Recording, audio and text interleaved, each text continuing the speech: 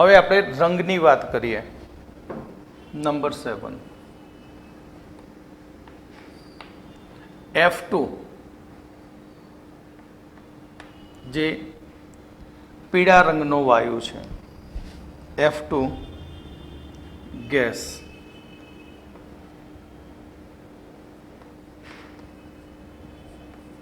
પીળા રંગનો. Cl2 આ પણ ગેસ લીલાશ પડતા પીળો રંગ. Br2 આ પ્રવાહી સ્વરૂપે લિક્વિડ બ્રાઉન રેડ રંગનો હોય છે. I2 ઘન અવસ્થામાં જે જાંબલી રંગનો હોય છે. તો F2 Cl2 Br2 અને I2 માં જોઈએ તો I2 સોલિડ છે. I2 કેવો છે? સોલિડ. કેમ સોલિડ? તો F2 Cl2 Br2 અને I2 તરફ જાઓ તો આયોડિનનું મોલર દળ વધારે છે. અને મોલર દર વધુ હોય તો ત્યાં વાન્ડર વાલ્સ આકર્ષણ બળ વધુ હોય છે. અને વાન્ડર વાલ્સ આકર્ષણ બળ વધુ હોય તો તે સોલિડ અવસ્થામાં. કઈ અવસ્થામાં? સોલિડ. એટલે F2Cl2 વાયુ, Br2 પ્રવાહી અને I2 ઘન અવસ્થામાં હોય છે. એનું રીઝન વાન્ડર વાલ્સ આકર્ષણ બળ છે. F2 Cl2 રંગીન વાયુ જ્યારે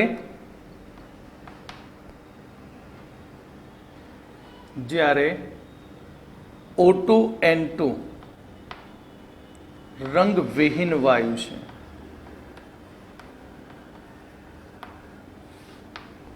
એનું કારણ શું?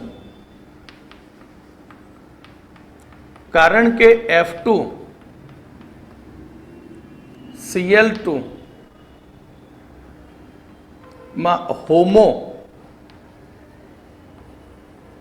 અને લુમો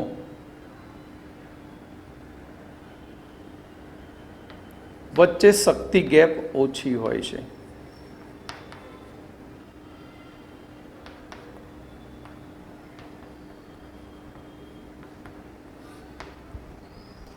એટલે કે આ રીતે હોમો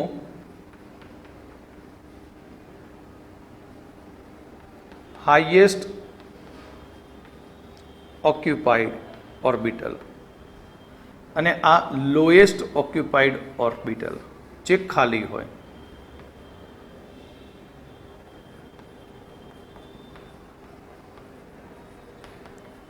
હવે આની ઉપર દ્રશ્યમાન પ્રકાશ પડે. કયો પ્રકાશ? દ્રશ્યમાન. તો દ્રશ્યમાન પ્રકાશ પડે ત્યારે આ ઇલેક્ટ્રોન ચોક્કસ તરંગ લંબાઈવાળા વિકિરણનું ઉત્સર્જન કરીને ક્યાં જાય? લુમોમાં. આ હોમો છે અને આ લુમો. અને ઇલેક્ટ્રોન અહીંયા ઉત્તેજિત થાય અને આ ઉત્તેજિત થયેલો ઇલેક્ટ્રોન ફરી પાછો નીચી ભૂમિ અવસ્થામાં આવે ત્યારે શોષાયેલી ઉર્જાનું વિકિરણ સ્વરૂપે શું કરે? ઉત્સર્જન. તેના કારણે આપણને બ્રોમિન આયોડિન રંગીન જોવા મળે. જ્યારે O2 અને N2 માં બંને વચ્ચેની ગેપ ખૂબ જ મોટી હોય છે, જેથી ત્યાં ઇલેક્ટ્રોન ટ્રાન્ઝિશન પામી શકતો નથી, સંક્રાંતિ પામી શકતો નથી. માટે તે રંગવિહીન બનતા હોય છે. ક્લિયર? ત્યાર પછી નંબર 8 દ્રાવ્યતા. દ્રાવ્યતાની વાત કરીએ તો F2Cl2 પાણી સાથે પ્રક્રિયા કરે છે. જ્યારે Br2I2 પાણીમાં ઓછા દ્રાવ્ય છે, પરંતુ કાર્બન ટેટ્રાક્લોરાઇડ, કાર્બનિક દ્રાવકો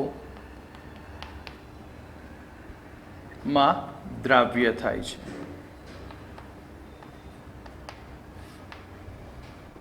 ત્યાર પછી નંબર 9,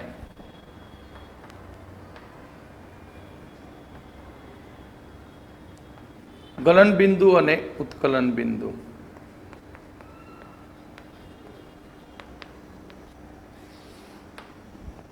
તો આપણે અહીંયાથી કહી શકીએ ગલન બિંદુ અને ઉત્કલન બિંદુ હંમેશા શું હોય? વધતા જાય.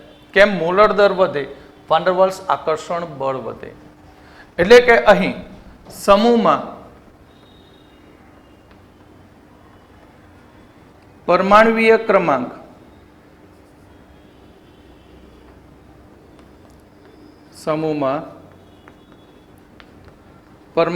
ક્રમાંક વધે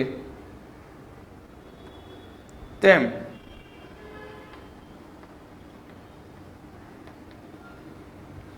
ગલન બિંદુ અને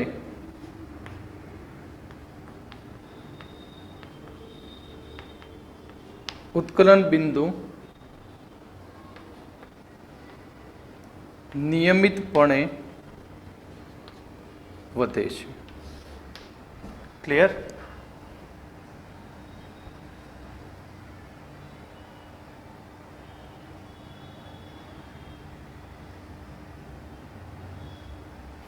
હવે આપણે આગળ નંબર 9, બંધ વિયોજન એન્થાલ્પી.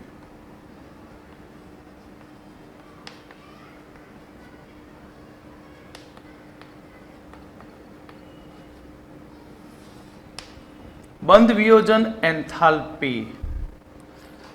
તો F2Cl2Br2I તરફ જાઓ તો પરમાણ્વીય કદમાં વધારો થાય, અને કદ વધે તો બંધ કેવો બને?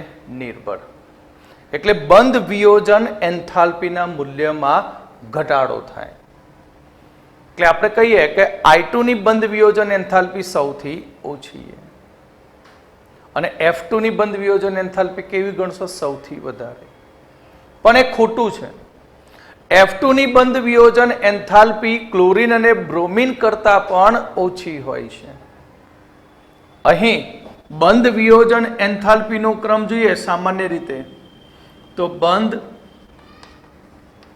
વિયોજન એન્થાલ્પી નો ક્રમ Cl2 Br2 અને I2 પ્રમાણે નિયમિત હોય છે.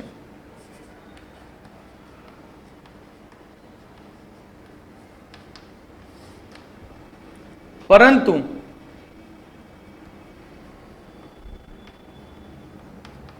ફ્લોરિનની બંધ વિયોજન એન્થાલ્પી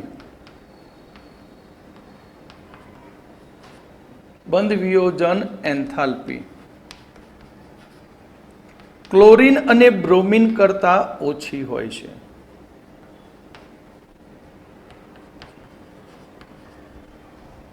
ક્લોરીન અને બ્રોમિન કરતા ઓછી. કેમ ક્લોરીન અને બ્રોમિન કરતા ઓછી? એનું કારણ F2 જોઈએ તો F2 અણુમાં FF વચ્ચે એકલ બંધ છે.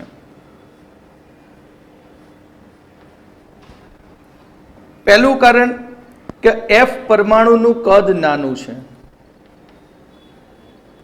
પરમાણુનું કદ નાનું એટલે એકબીજાની કેવા હોય? નજીક.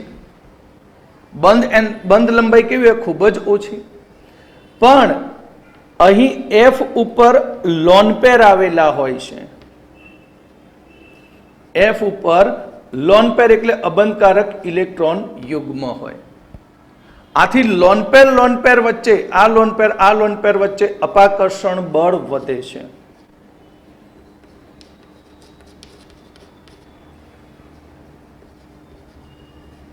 અને એ અપાકર્ષણ બળ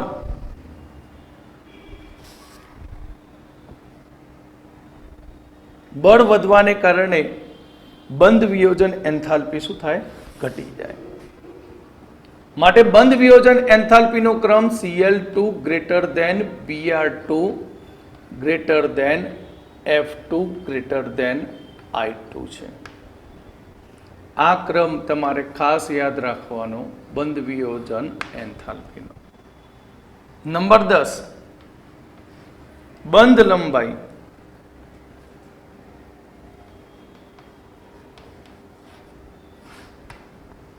તો બંધ લંબાઈ F2 less than Cl2 less than Br2 less than I2 છે. I2 ની બંધ લંબાઈ સૌથી વધારે, કારણ કે I2 નું કદ મોટું છે, માટે તેની બંધ લંબાઈ કેવી હશે? વધારે. જ્યારે F2 ની બંધ લંબાઈ ઓછી છે, એનું કારણ છે તેનું કદ નાનું છે, એટલે તેની બંધ લંબાઈ કેવી છે? ઓછી છે. ત્યાર પછી 11,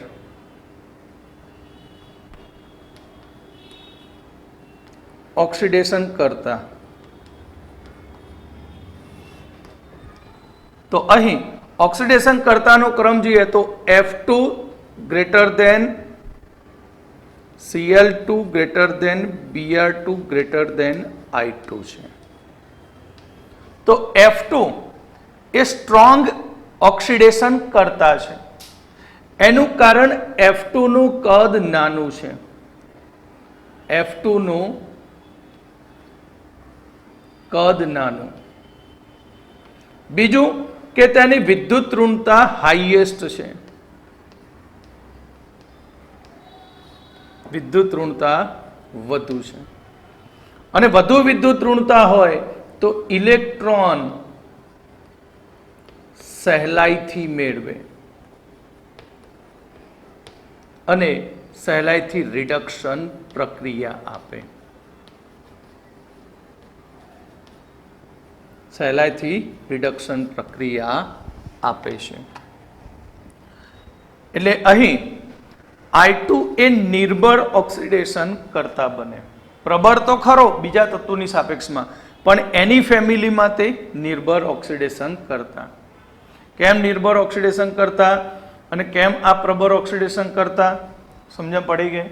કારણ કે F2 નું કદ ખૂબ જ નાનું છે, વિદ્યુત ઋણતા વધારે, સહેલાઈથી ઇલેક્ટ્રોન મેળવે અને સહેલાઈથી રિડક્શન પ્રક્રિયા આપે.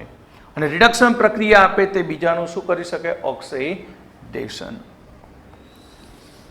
ત્યાર પછી આવશે નંબર 12,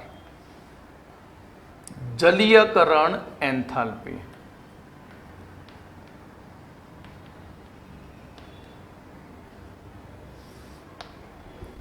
તો F minus greater than Cl minus Br minus I minus. તો સૌથી વધારે જલીયકરણ એન્થાલ્પી F ની છે. F ની જલીયકરણ એન્થાલ્પી વધુ, કારણ કે બાકીના આયનની સાપેક્ષમાં F માઇનસ આયનનું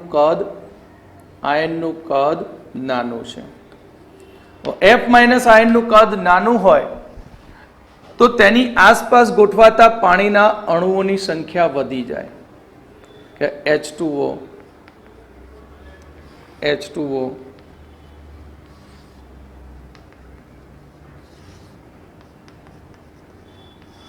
અને આ H2O પાણીના અણુ તરફ આકર્ષણથી અને F માઇનસ તરફ જોડાય. પરિણામે અહીં F ની જલીયકરણ એન્થાલ્પી વધુ છે, જ્યારે આયોડિનની ઓછી. કારણ કે આયોડિનનું કદ મોટું, પરિણામે તેની આસપાસ પાણીના અણુ ઓછા ગોઠવાય. તો હાઇડ્રેટેડ ત્રિજ્યા સૌથી વધારે કોની હોય? F2 ની. બરાબર. કઈ ત્રિજ્યા? હાઇડ્રેટેડ ત્રિજ્યા. એ પણ કોની વધારે? F માઇનસ ની. ઓકે.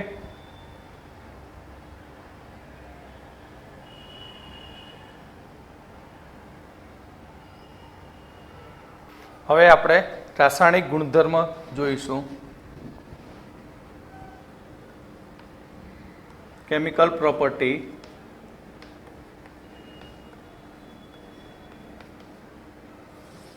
રાસાયણિક ગુણધર્મની અંદર ઓક્સિડેશન અવસ્થા.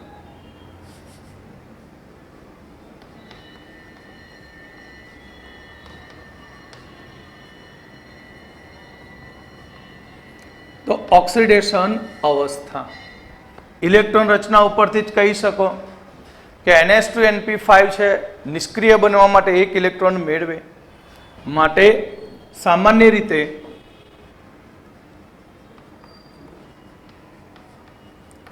રીતે હેલોજન તત્વો -1 ઓક્સિડેશન અવસ્થા ધરાવે છે. સામાન્ય રીતે હેલોજન તત્વો -1 ઓક્સિડેશન અવસ્થા ધરાવે છે. પરંતુ ક્લોરીન,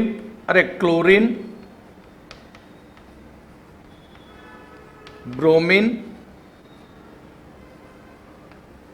અને આયોડીન +1, +3, +5, +7 ઓક્સિડેશન અવસ્થાઓ ધરાવે છે. કેવી રીતે ખબર પડે? તો આપણે ઇલેક્ટ્રોન રચના શું છે?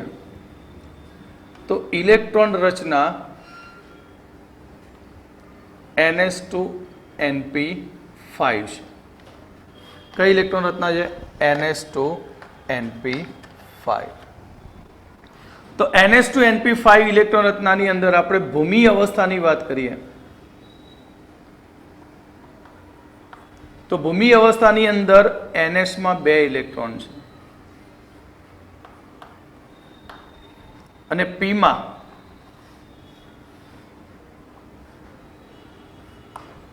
તો NP માં કેટલા ઇલેક્ટ્રોન? 1, 2, 3, 4, 5 અને ડી કક્ષક કેવી હશે? ખાલી.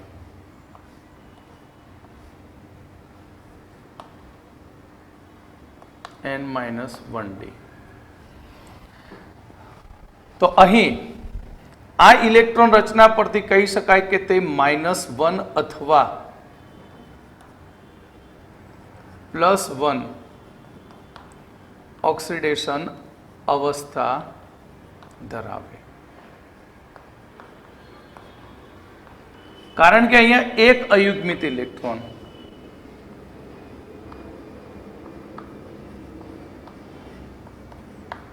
એટલે એક ઇલેક્ટ્રોન ગુમાવીને +1 પણ બની શકે અથવા મેળવીને અષ્ટક પૂર્ણ કરીને -1. પ્રથમ ઉત્તેજિત અવસ્થા. તો પ્રથમ ઉત્તેજિત અવસ્થાની અંદર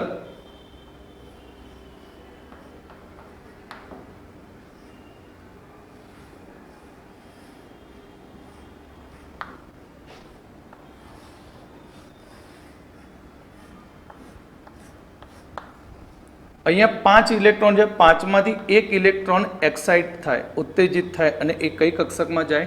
ડી કક્ષકમાં. અને ડી કક્ષકમાં દાખલ થવાને લીધે હવે 3 અયુગ્મિત ઇલેક્ટ્રોન મળશે.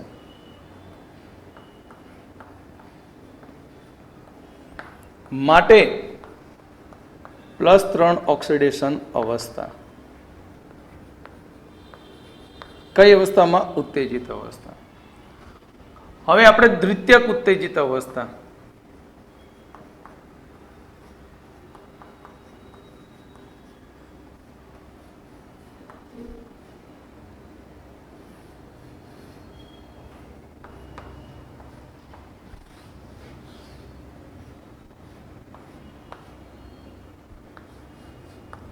તો દ્વિતીયક ઉત્તેજિત અવસ્થાની અંદર આમાંથી એક ઇલેક્ટ્રોન એક્સાઇટ થઈને ક્યાં જશે? પાછો ડી માં.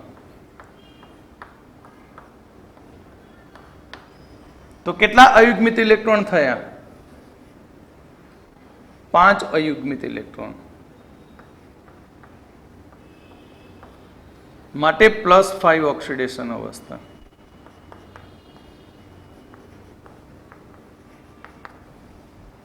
તૃતીયક ઉત્તેજિત અવસ્થા.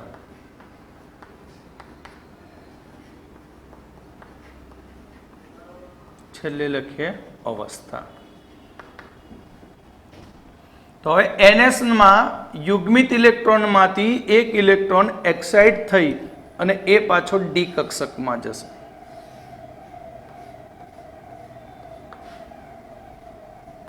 તો આમાં કેટલા ઇલેક્ટ્રોન હશે? હવે તો બે માંથી એક હવે ક્યાં જશે? અહીંયા જશે, ડી માં. તો 1 2 3 4 5 6 અને 7. 7 અયુગ્મિત ઇલેક્ટ્રોન મળશે. હવે કેટલા? 7 અયુગ્મિત ઇલેક્ટ્રોન માટે +7 ઓક્સિડેશન અવસ્થા માટે કઈ ઓક્સિડેશન અવસ્થા? +7. ઓકે.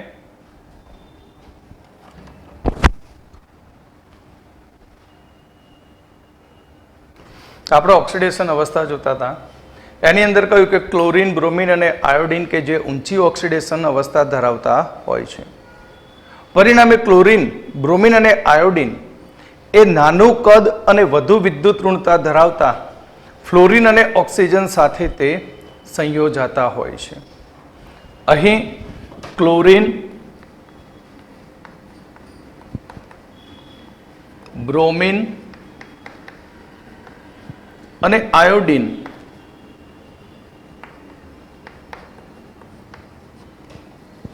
ઊંચી ઓક્સિડેશન અવસ્થા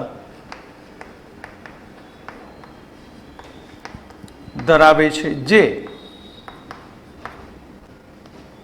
નીચી ઓક્સિડેશન અવસ્થા અને વધુ વિદ્યુત ઋણતા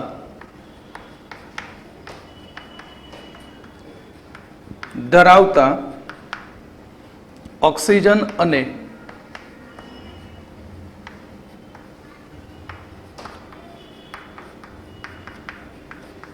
ફ્લોરિન સાથે સંયોજાય છે.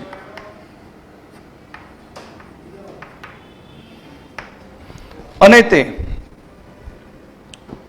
જો હેલોજન હોય તો હેલોજન સાથે સંયોજાય ને આંતર હેલો સંયોજન. એક્ઝામ્પલ તરીકે આના વિશે ડીપમાં જોઈશું, પણ એક્ઝામ્પલ તરીકે ICl, IF, BrF3 આ પ્રકારના આંતર હેલો સંયોજન બનાવે.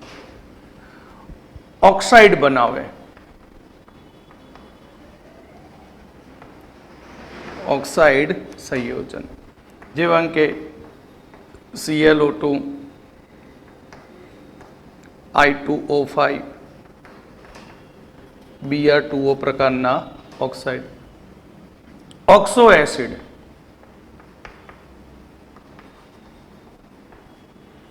તો ઓક્સો એસિડ જેવા કે HClO4, આયોડિક એસિડ, બ્રોમિક એસિડ જેવા જુદા જુદા ઓક્સો એસિડ બનાવે. હવે ફ્લોરિનની વાત કરીએ તો ફ્લોરિનમાં ડી કક્ષક પ્રાપ્ય નથી અને બીજું નાનું કદ ધરાવે છે. આથી ફ્લોરિન -1 ઓક્સિડેશન અવસ્થા ધરાવે. ફ્લોરિન એ -1 ઓક્સિડેશન અવસ્થા ધરાવે. આપણે આગળ લેક્ચરમાં કહ્યું હતું કે અહીં ક્લોરીન, બ્રોમિન અને આયોડિન +1 થી +7 ઊંચી ઓક્સિડેશન અવસ્થા ધરાવતા હોય છે. પણ કોની સાથે? તો નીચી ઓક્સિડેશન અવસ્થા અને ઊંચી વિદ્યુત ઋણતા ધરાવતા ફ્લોરિન અને ઓક્સિજનની સાથે. હવે આપણે રાસાયણિક પ્રતિક્રિયાત્મકતા જોઈશું.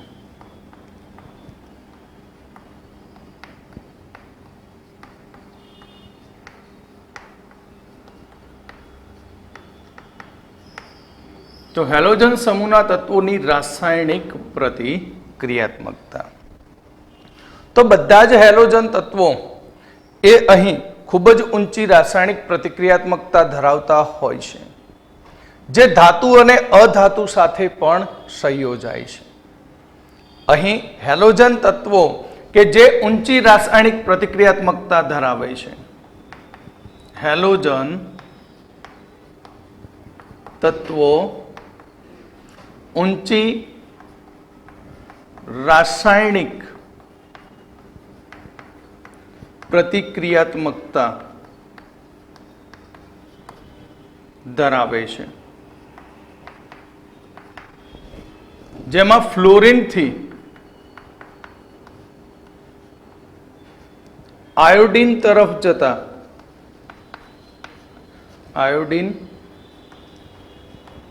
જતા રાસાયણિક પ્રતિક્રિયાત્મકતા ઘટે છે. રાસાયણિક પ્રતિક્રિયાત્મકતા ઘટે છે. ધાતુ અને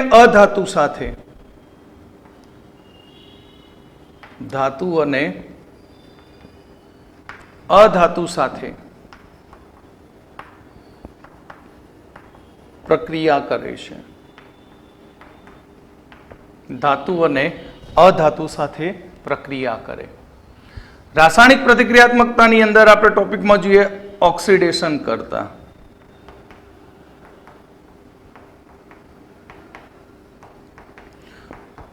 અહીં આ સમૂહના તત્વની ઇલેક્ટ્રોન રચના NH2NP5 પ્રકારની છે. પરિણામે એક ઇલેક્ટ્રોન સહેલાઈથી મેળવે છે. માટે આ બધા જ તત્વો એ પ્રબળ ઓક્સિડેશન કરતા છે. ઓક્સિડેશન કરતાની વાત કરીએ તો અહીં હેલોજન સમૂહના તત્વો સહેલાઈથી એક ઇલેક્ટ્રોન મેળવે છે.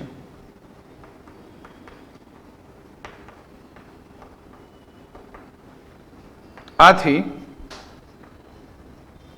પ્રબળ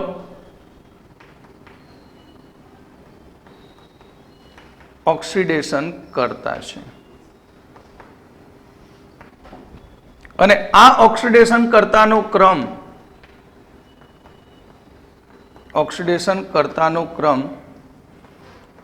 F2 greater than Cl2 greater than Br2 greater than I2. એટલે ઉપરથી નીચેની તરફ જતા તેનો ઓક્સિડેશન કરતાનો ક્રમ ક્રમશઃ ઘટે છે. પણ ઇલેક્ટ્રોન સહેલાઈથી મેળવતા હોવાથી અન્ય આવર્ત કોષ્ટકના તત્વો કરતા તે પ્રબળ ઓક્સિડેશન કરતા બને છે.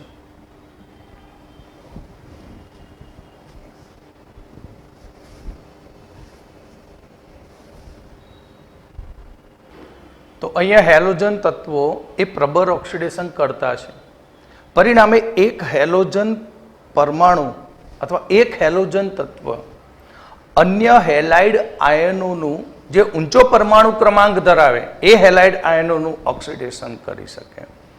જેમ કે F હોય તો F A Cl Br I નું ઓક્સિડેશન કરી શકે.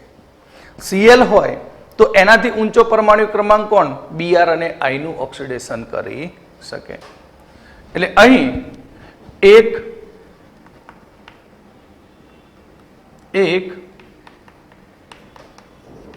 હેલોજન તત્વ જે ઊંચા પરમાણવીય ક્રમાંક ધરાવતા હેલાઇડ આયનનું ઓક્સિડેશન કરી શકે છે. જેમ કે X2 પ્લસ 2F માઇનસ અરે F2 પ્લસ 2X માઇનસ. તો F2 માંથી 2F માઇનસ બની જાય અને બની જશે X2, જ્યાં X તરીકે ClBr I.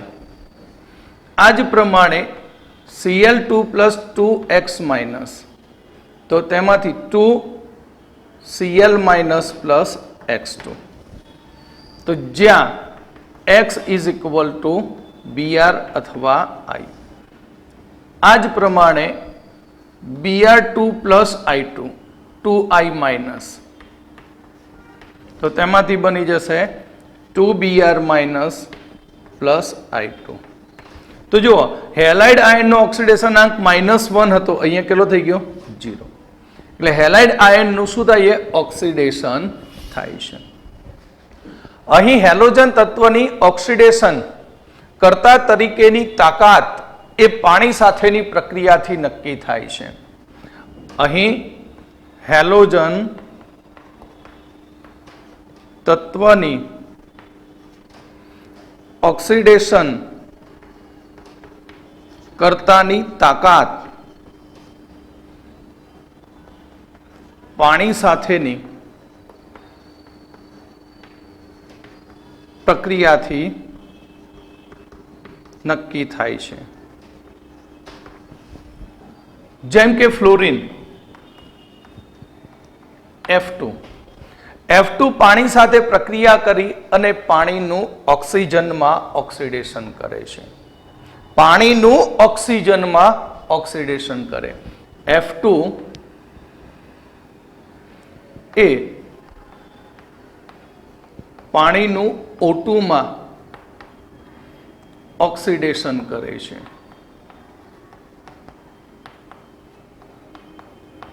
પાણીનું O2 માં ઓક્સિડેશન કરે. જેમ કે 2F2 plus 2H2O gives 4F minus 4H plus plus O2. તો આ રીતે પાણીનું O2 માં શું કરી દે? ઓક્સિડેશન. નંબર 2, ક્લોરીન અને બ્રોમિન એ પાણી સાથે પ્રક્રિયા કરી હાઇડ્રોહેલિક એસિડ અને હાઇપોહેલસ એસિડ બનાવે છે.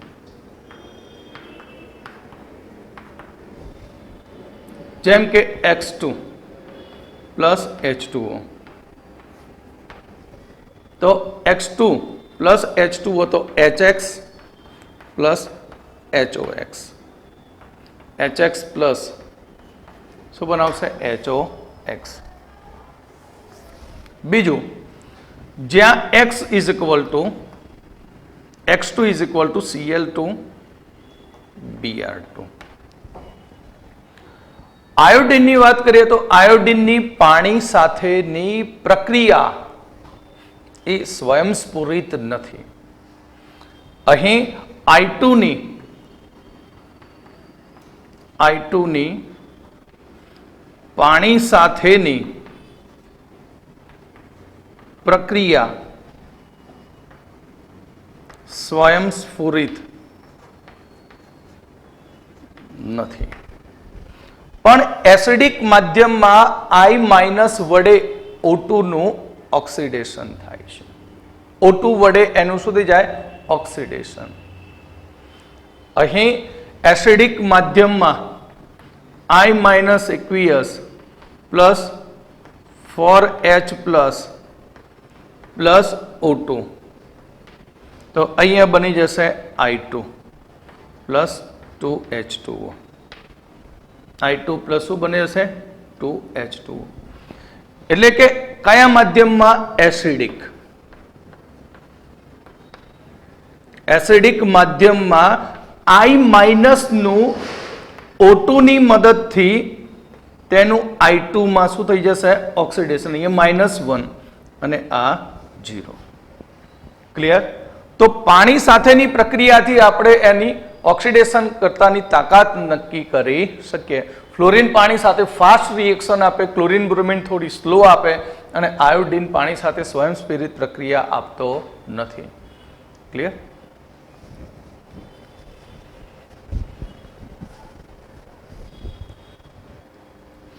તો ફ્લોરિન, આપણે અહીંયાથી એક અગત્યનું ક્વેશ્ચન બને કે ફ્લોરિન એ તેના જ સમૂહના તત્વથી કેટલીક બાબતમાં અલગ પડે.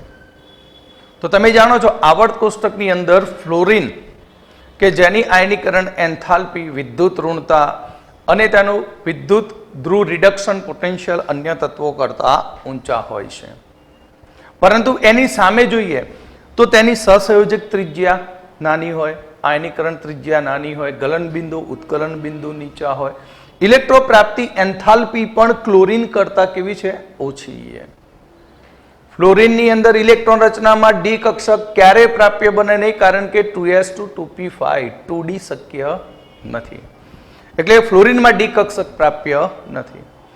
વિદ્યુત ઋણતા ખૂબ જ વધુ છે, નાનું કદ છે, પરિણામે ફ્લોરિનનો માત્ર એક જ ઓક્સો એસિડ બની શકે, હાઇપોફ્લોરસ એસિડ. ક્લિયર? ફ્લોરિનનું HF સંયોજન જે છે એ હાઇડ્રોજન ફ્લોરાઇડનું અહીં ઉત્કલન બિંદુ ઘણું ઊંચું હોય, કારણ કે ત્યાં H બંધ બને, જ્યારે HCl HF HBr અને HI માં H બંધ બનતો નથી અને એ વાયુ અવસ્થામાં હોય છે. તો અહીંયા આપણે ફ્લોરિન તેના જ સમૂહના તત્વો કરતા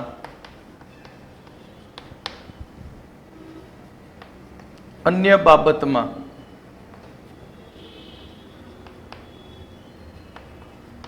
અલગ પડે છે.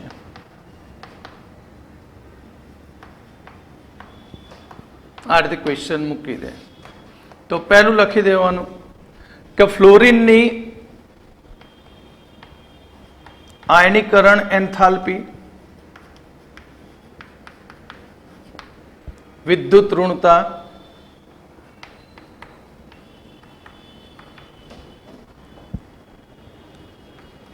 પ્રમાણિત રિડક્શન પોટેન્શિયલ,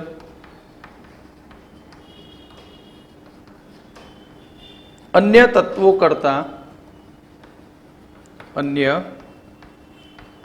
કરતા વધુ છે. ફર્સ્ટ. સેકન્ડ, આયનીય ત્રિજ્યા,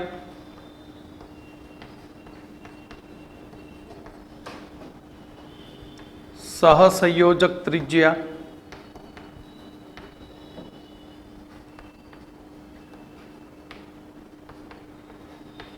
ગલન બિંદુ, ઉત્કલન બિંદુ નીચા હોય છે. ઇલેક્ટ્રોન પ્રાપ્તિ એન્થાલ્પી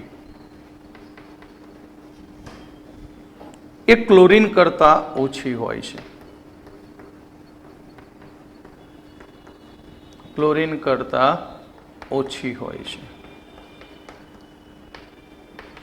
કેમ ઇલેક્ટ્રોન પ્રાપ્તિ ક્લોરીન કરતા ઓછી? એનું કારણ ક્લોરીનમાં 3p કક્ષક હોય, જ્યારે ફ્લોરિનમાં 2p. શીખવાડ્યું કે 2p નું કદ નાનું છે અને ક્લોરીનની 3p નું કદ મોટું છે, અને 3p નું કદ મોટું હોવાથી બહારથી ઇલેક્ટ્રોનને એ સરળતાથી આકર્ષી શકે. કેમ? કારણ કે બે ઇલેક્ટ્રોન વચ્ચે ગેપ હોય એટલે ત્યાં આકર્ષણ બળ મળી શકે. અપાકર્ષણ રિવર્સ કેવું હોય? ઓછું. જ્યારે 2p નું કદ નાનું છે, માટે p ના ઇલેક્ટ્રોન નજીક હોય, માટે આવનારા ઇલેક્ટ્રોન ઉપર શું લગાવે? પાછું અપાકર્ષણ બળ. માટે એની ઇલેક્ટ્રોન પ્રાપ્તિ એન્થાલ્પી ઓછી હોય. બીજું કે નંબર 3, ફ્લોરિન માત્ર એક જ ઓક્સો એસિડ બનાવે, એક જ ઓક્સો એસિડ સંયોજન બનાવે છે, HOF, હાઇપોફ્લોરસ એસિડ. अन्य तत्वों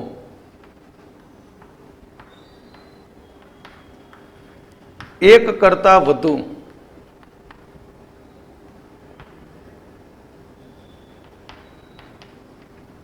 ઓક્સો એસિડ બનાવે છે.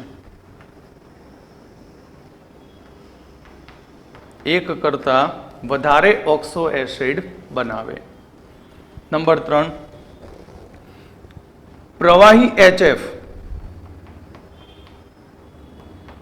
ના ઉત્કલન બિંદુ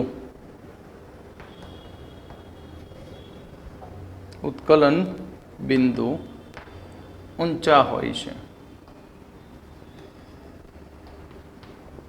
પ્રવાહી HF ના ઉત્કલન બિંદુ કેવા છે? ઊંચા.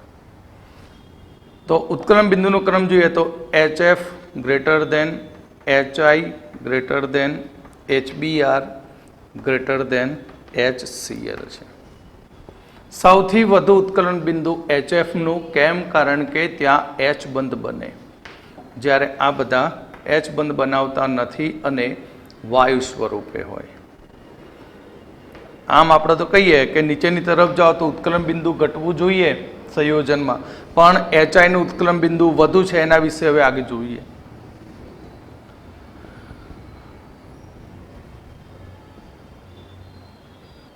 હવે રાસાયણિક પ્રતિક્રિયાત્મકતાની અંદર આપણે ટોપિક વાઇઝ જોઈએ. હાઇડ્રોજન સાથેની રાસાયણિક પ્રતિક્રિયાત્મકતા. નંબર 1, હાઇડ્રોજન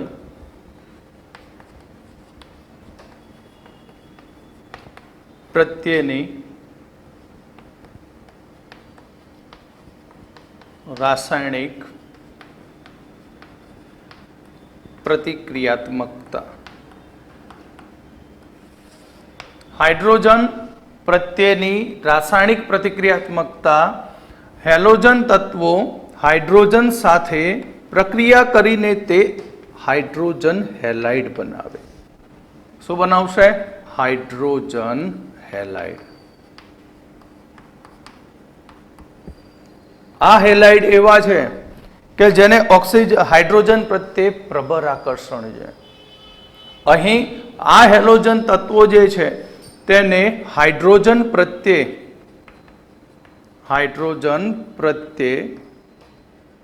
પ્રબળ આકર્ષણ હોય છે.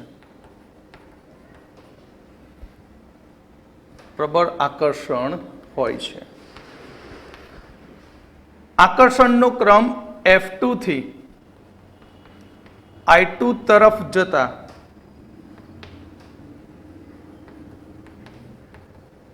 આકર્ષણ ઘટે છે. આ HX ને પાણીમાં ઓગાળી દઈએ તો HX ને પાણીમાં ઓગાળતા હાઇડ્રોહેલિક એસિડ બની જાય. હાઇડ્રોહેલિક એસિડ બને છે. HX ને પાણીમાં ઓગાળતા હાઇડ્રોહેલિક એસિડ બને. HX પ્લસ H2O, તેમાંથી HX aqueous હાઇડ્રોહેલિક એસિડ બનતો હોય છે. તો આ HX સંયોજનની આપણે બંધ વિયોજન એન્થાલ્પીની વાત કરીએ. બંધ વિયોજન એન્થાલ્પી અથવા બંધ વિયોજન ઉર્જા HF, HCl, HBr અને HI તરફ જતા શું થાય? ઘટે. એટલે સૌથી ઓછી બંધ વિયોજન એન્થાલ્પી કોની હોય? HI ની. જેની બંધ વિયોજન એન્થાલ્પી ઓછી, કેમ? કારણ કે અહીંયા બંને કદમાં કેવા એટમ છે? નાના કદમાં છે. જ્યારે અહીંયા H અને I કદમાં મોટો તફાવત છે. એટલે બંધ વિયોજન એન્થાલ્પી, બરાબર, બંધ વિયોજન એન્થાલ્પી HI ની ઓછી. બંધ વિયોજન એન્થાલ્પી ઓછી હોય તો તેની એસિડિકતા વધુ હોય. બરાબર, એસિડિકતા અથવા એસિડિક પ્રબળતા. એસિડિક પ્રબળતા. તો એસિડિક પ્રબળતા HF less than HCl less than HBr less than HI. આ પ્રબળ એસિડ બનશે. જ્યારે HF જે નિર્બળ એસિડ છે. HF કેવો એસિડ? નિર્બળ એસિડ. એસિડિક પ્રબળતા વધી એનો મતલબ H સહેલાઈથી ગુમાવે. H સહેલાઈથી ગુમાવે તો તેની રિડક્શન કરતા ની પ્રબળતા. તો રિડક્શન કરતાની પ્રબળતા HF less than HCl less than HBr less than HI. કારણ કે H સહેલાઈથી મુક્ત કરે છે. આથી રિડક્શન પ્રબળતા. બંધ વિયોજન એન્થાલ્પીથી વિરુદ્ધ એની શું હોય? અરે બંધ વિયોજન ઉપરથી એની શું નક્કી થાય? સ્થાયીતા. જેમાં બંધ વિયોજન એન્થાલ્પી વધુ તેની સ્થાયીતા વધારે હોય. HF greater than HCl greater than HBr greater than HI. ઉત્કલન બિંદુનો ક્રમ જોઈએ. ધ્યાન રાખજો ખાસ ઉત્કલન બિંદુનો ક્રમ. ઉત્કલન બિંદુના ક્રમમાં HF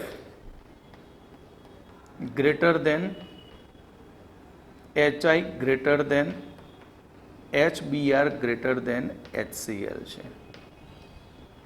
HF નું ઉત્કલન બિંદુ વધુ છે એનું કારણ કે તેમાં હાઇડ્રોજન બંધ બને છે. અહીં આ ત્રણ ની અંદર HI નું ઉત્કલન બિંદુ વધુ. ત્રણે ત્રણ વાયુરૂપ અવસ્થામાં છે ત્રણે ત્રણ. પણ HI જે છે એ HI નું ઉત્કલન બિંદુ વધારે છે. એનું કારણ મોલર દર.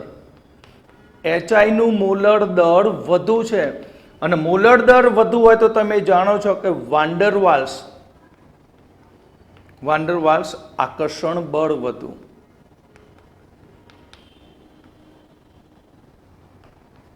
માટે એનું બોઇલિંગ પોઈન્ટ HI નું કેવું છે? વધારે. એટલે ખાસ આ યાદ રાખજો. ઉત્કલન બિંદુનો ક્રમ હાઇડ્રોજન હેલાઇડમાં બહુ જ વિચિત્ર છે. વિચિત્ર એટલે એક્સેપ્શન વાળો છે. કેટલીક બુકમાં સીધું આપી દીધું છે કે HF HCl HBr અને HI, પણ એ ખોટું છે. મોલર દરને આધારે જોવું પડે.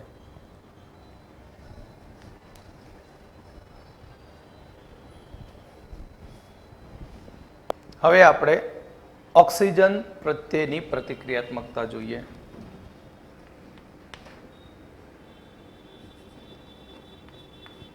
નંબર 2,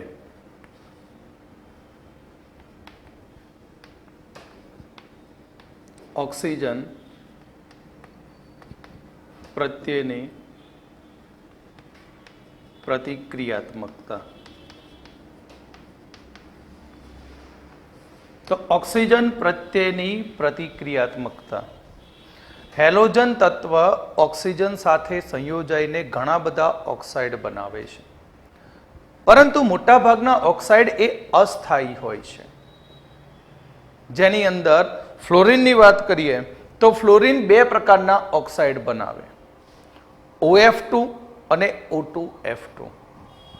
અહીં હેલોજન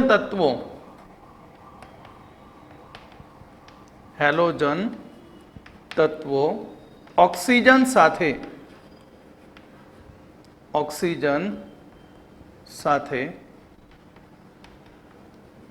ઘણા બધા ઓક્સાઇડ બનાવે છે. હેલોજન તત્વો ઓક્સિજન સાથે ઘણા બધા ઓક્સાઇડ બનાવે છે. મોટા ભાગના ઓક્સાઇડ અસ્થાયી છે. આપણે કહ્યું કે ફ્લોરિન ના બે ઓક્સાઇડ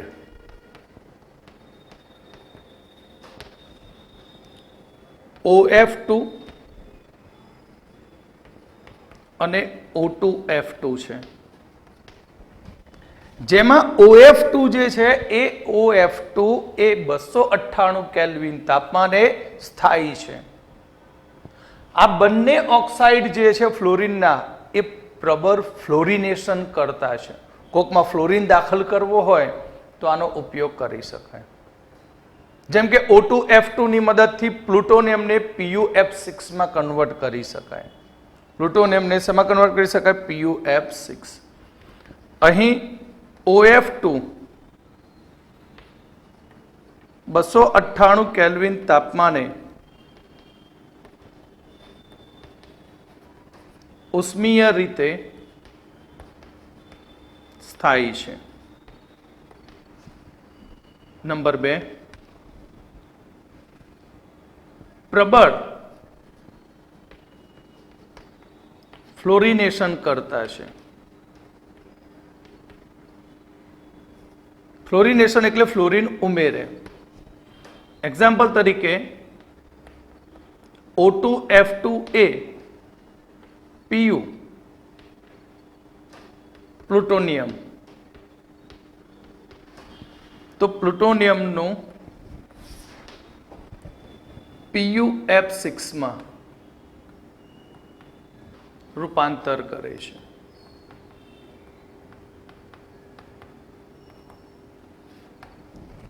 એટલે કે ન્યુક્લિયર રિએક્ટરની અંદર બળતણમાં પ્લુટોનિયમ પડ્યું હોય તો એ શક્તિહીન હોય છે, એની કઈ તાકાત જ નથી હોતી બળતણ તરીકેની. તો આવા પ્લુટોનિયમને દૂર કરવા માટે અહીંયા આપણે પ્લુટોનિયમને દૂર કરવા માટે કોનો ઉપયોગ કરીએ?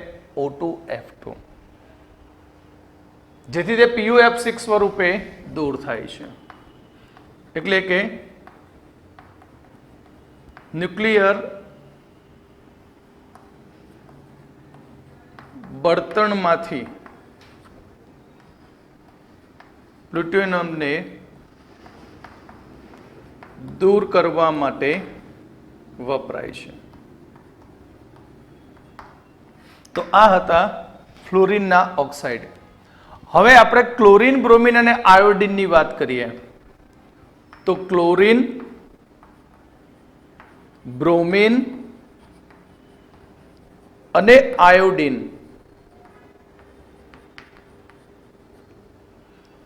+1 થી +7 ઓક્સિડેશન અવસ્થા ધરાવતા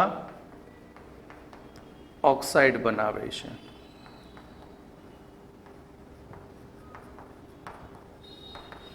ક્લોરીન, બ્રોમિન અને આયોડિન +1 થી +7 ઓક્સિડેશન સ્થિતિ ધરાવતા ઓક્સાઇડ બનાવે છે. પરંતુ આ ઓક્સાઇડની ઉષ્મીય સ્થાયીતાને આધારે ક્રમ જોઈએ તો આયોડિનના ઓક્સાઇડ વધુ સ્થાયી છે, તેનાથી ઓછા સ્થાયી ક્લોરીનના અને બ્રોમિનના ઓક્સાઇડ એ ખૂબ જ અસ્થાયી હોય છે. તો અહીં ઉષ્માગતિકીય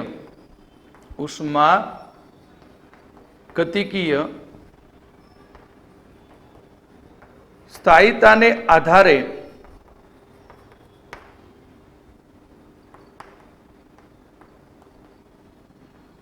ઓક્સાઇડનો ક્રમ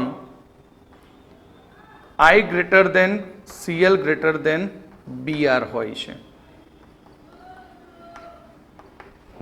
કારણ કે ક્લોરીન, બ્રોમિન અને આયોડિનની સાથે ઓક્સિજન એ ધન આયન સ્વરૂપે હોય. ક્લિયર? કયા આયન સ્વરૂપે? ધન આયન. તો આયોડિનના ઓક્સાઇડ કેમ વધુ સ્થાયી છે? તો આયોડિનના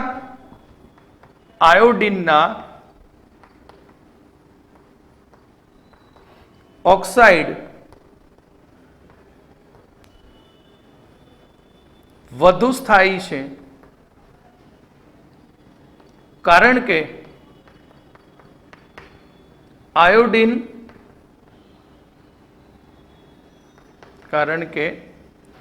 આયોડિન અને ઓક્સિજન, આયોડીન અને ઓક્સિજન વચ્ચે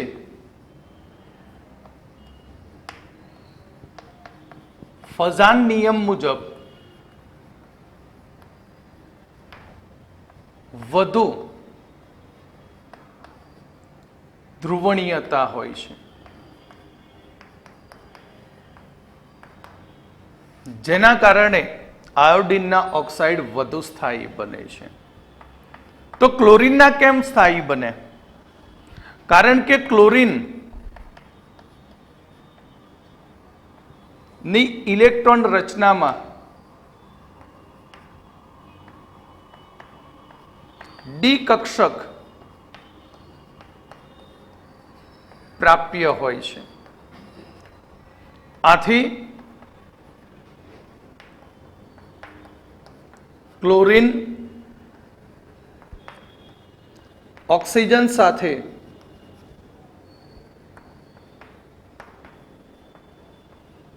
બહુબંધ બનાવે છે, માટે આના ઓક્સાઇડ સ્થાયી. બ્રોમિનના ઓક્સાઇડ ઓછા સ્થાયી એનું કારણ કે બ્રોમિનમાં આ બંને લાક્ષણિકતાનો અભાવ છે.